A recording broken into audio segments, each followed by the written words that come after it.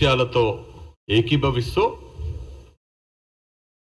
నీళ్లు, నిధులు, నియామకాల కోసం మనం పోరాటం చేసి ప్రాణత్యాగాలకు సైతం లెక్క చేయకుండా సాధించుకున్నటువంటి తెలంగాణ రాష్ట్రంలో అధికారంలో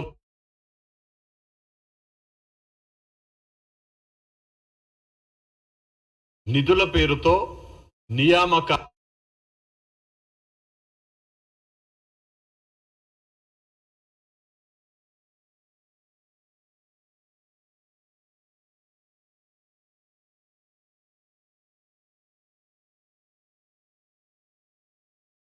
గజ దొంగలు కేసీఆర్ కొడుకు కేటీఆర్, కేసీఆర్ అల్లుడు హరీష్ రావు, కేసీఆర్ కూతురు కవితమ్మ, కేసీఆర్ కుటుంబం మొత్తం.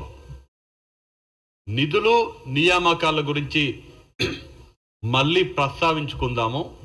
ఇవాళ నీళ్ల విషయానికి వస్తే, ఇవాళ ప్రస్తుతం ఉన్నటువంటి రాజకీయ పరిస్థితులలో, రాష్ట్ర పరిస్థితులలో ముఖ్యమంత్రి రేవంత్ రెడ్డి గారి నేతృత్వంలో నడుస్తున్నటువంటి కాంగ్రెస్ ప్రభుత్వం సుపరిపాలన, ప్రజాపాలన అందిస్తూ ప్రజల మన్నలను పొందుతున్నటువంటి సందర్భంగా ఏదో ఒక నింద మోపాలనే ఉద్దేశంతో ఒకటి, రెండవది కేసీఆర్ తన అవినీతిని, తన అసమర్థతని కప్పిపుచ్చుకోనీకే ఇందాక జూపల్లి కృష్ణారావు గారు చెప్పినట్టుగా చోర్ ఉల్టా కోత్వాల్ కో డాంటా అన్నట్టుగా వ్యవహరించడం జరుగుతుంది. నేను రెండు విషయాలు చెప్పిన, అవినీతిని, అసమర్థతని కప్పిపుచ్చుకోనికే మాపై నిరాధారమైనటువంటి నిందలు మోపుతున్నాడు.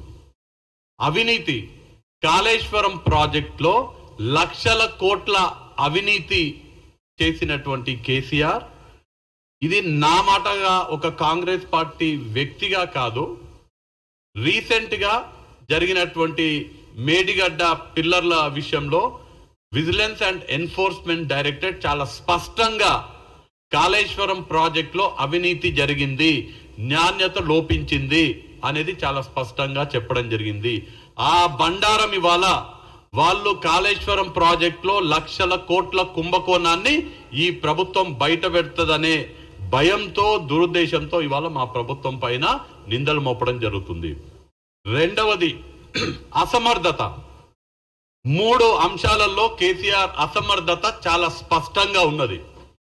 ఒకటి, మన వాటా అయినటువంటి నదీ జలాల పంపిణీలో రాష్ట్రం ఏర్పాటైనప్పుడు మనకు హక్కుగా అంతర్జాతీయ నదీ జలాల చట్టం ప్రకారం మన క్యాచ్మెంట్ ఏరియా అయినటువంటి 68.5% ఉంటే దానికి తగ్గట్టుగా అంతర్జాతీయ నదీ జలాల పంపిణీ చట్టాల ప్రకారం మనకు కావలసినటువంటి కేటాయింపులు సాధించడంలో కేసీఆర్ విఫలమవ్వడం జరిగింది.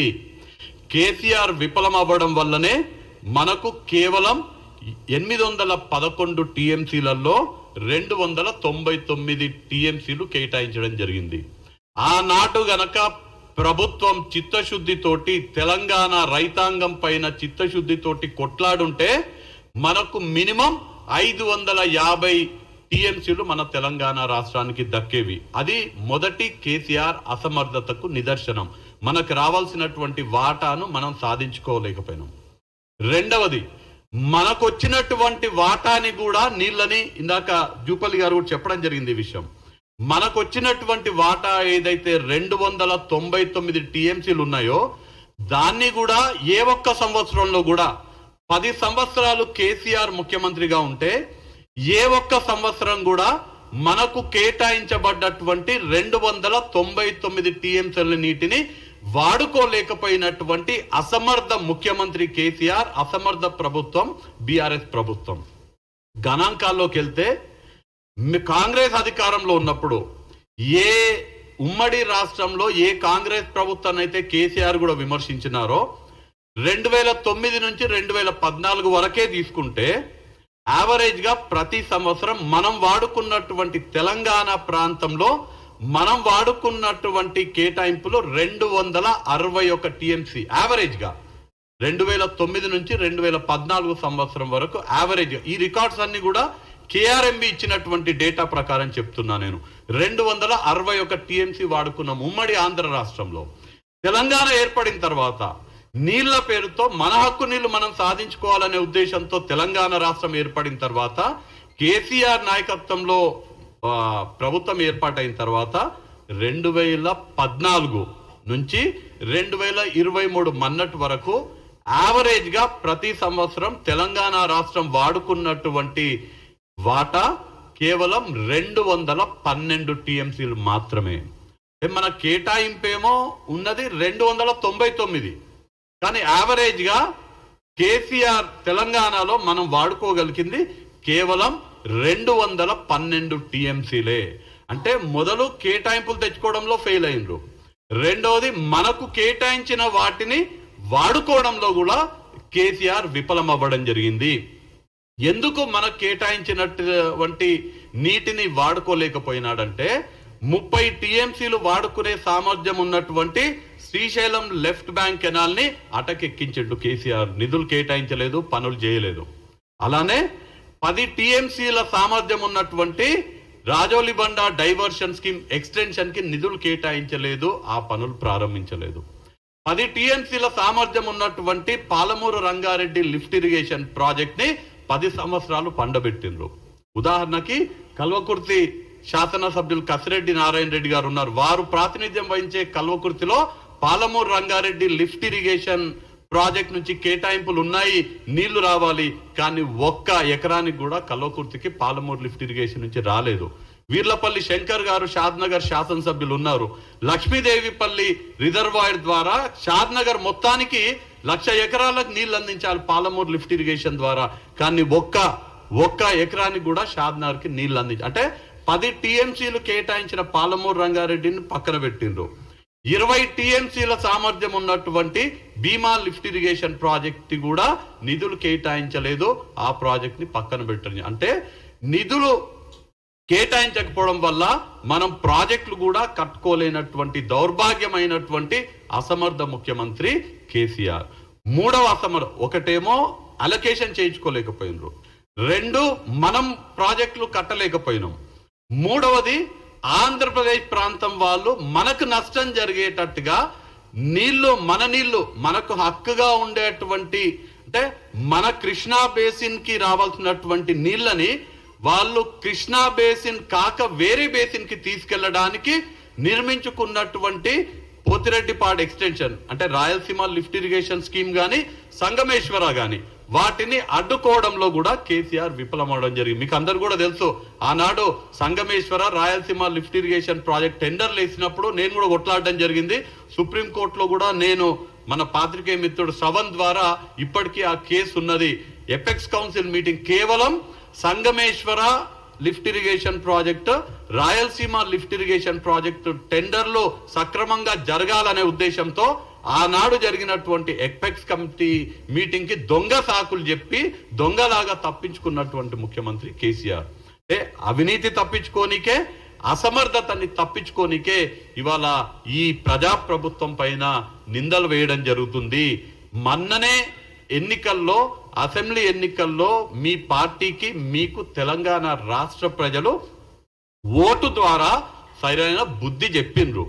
ఇప్పటికీ మీరు బుద్ధి తెచ్చుకోకపోతే రానున్న సమయంలో తెలంగాణ ప్రజలు తిరగబడి మీ తోలు తీస్తారని కేసీఆర్ ని, వాళ్ళ కుటుంబ సభ్యులని, ఎవరైతే ఇవాళ ఈ అంశం పైన కాంగ్రెస్ ప్రభుత్వాన్ని, ప్రజాప్రభుత్వాన్ని విమర్శిస్తున్నారో వాళ్ళకి తెలంగాణ రాష్ట్ర ప్రజల తరపున, మరీ ముఖ్యంగా తెలంగాణ రాష్ట్ర రైతాంగం పక్షాన హెచ్చరిస్తున్నాము.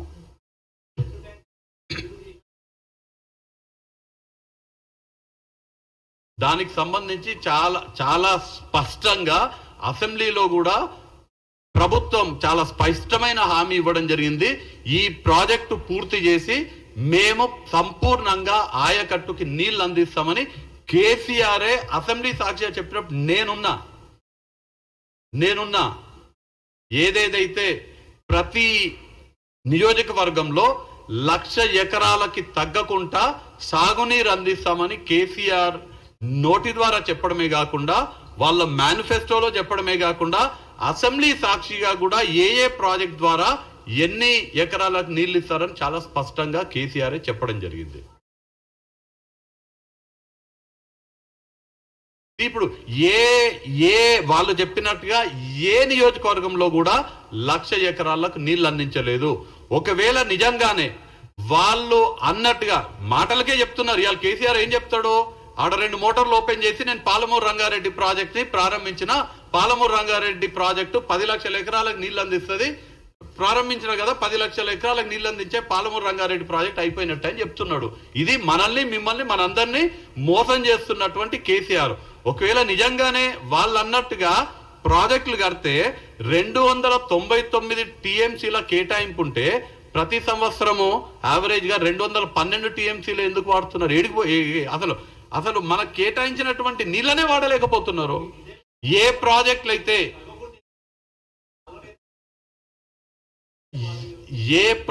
అయితే కాంగ్రెస్ ప్రభుత్వం గతంలో కట్టిందో, కల్వకుర్తి గాని, కోయిల్ సాగర్ గాని, నెట్టెంపాడు గాని, భీమా గాని, ఇవాళ తెలంగాణ రాష్ట్రంలో కృష్ణా బేసిన్ లో నీళ్ళు ఎక్కడన్నా పారుతున్నాయంటే, మడులు పారుతున్నాయంటే, సాగుకు యోగ్యం అవుతున్నాయంటే కేవలం కాంగ్రెస్ ప్రభుత్వం అప్పుడు కట్టినటువంటి ప్రాజెక్టుల ద్వారానే అవుతున్నాయి. ఇంకా మళ్ళీ 2014లో కల్వకుర్తి విషయం కూడా 2014లో టీఆర్ఎస్ ప్రభుత్వం రాక కాంగ్రెస్ ప్రభుత్వం వస్తే ఆ రిజర్వాయర్లు అన్ని పూర్తయ్యేది, కల్వకుర్తి మొత్తం కూడా పూర్తయ్యేది. మేము కట్టిన 80% పనులు పూర్తి